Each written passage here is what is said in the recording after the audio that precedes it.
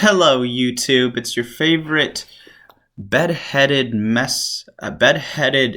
Asian YouTuber.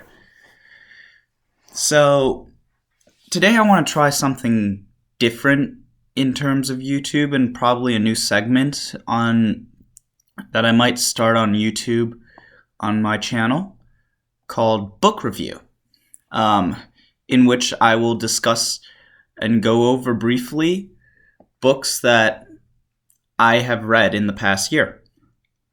So currently for this year, starting with, there's a lot of books that I read in the summer this year while I was working at the UW Press. And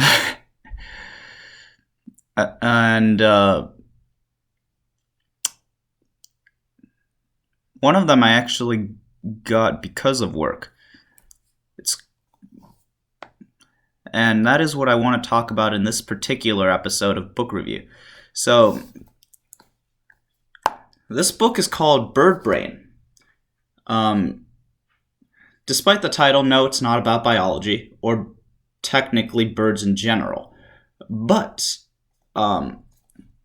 it's about how birds are misrepresented as stupid, hence the name Birdbrain, or dim-witted, in a sense, because they lack the capacity and intelligence similar to humans and apes, when in fact birds, specifically crows, corvids, rooks, and anything of those birds of those natures, literally are about as smart as a baby, like a toddler, a human toddler. They have the same psychological functioning capacities. The book essentially goes over various birds and what their IQs are and intellects. And it's a pretty fascinating concept if you want to study bird psychology, because the book is from Princeton, and the author, Nathan Emery, goes into great detail about each individual various species and what exactly in their brain functions at certain areas for them to actually utilize tools, for them to speak, repetition, as well as for them to cache. Caching is essentially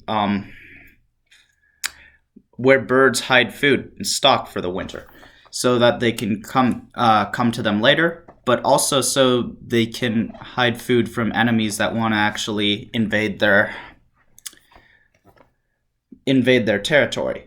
It's a very fascinating book, especially for me, considering that after college I might want to study bird psychology and potentially learn how to care for, breed, and train crows.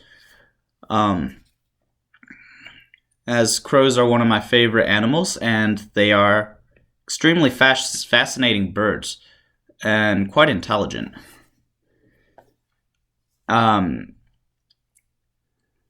personally would recommend this book, and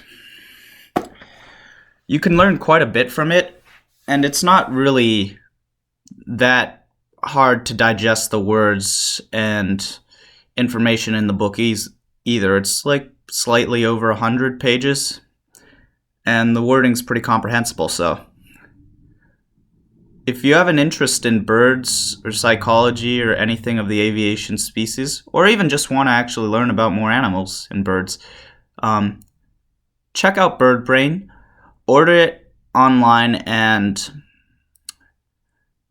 definitely read it, because it's one of my favorite books that I've read in this past year.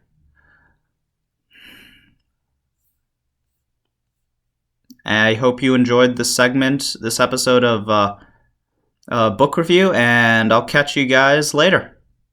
Bye.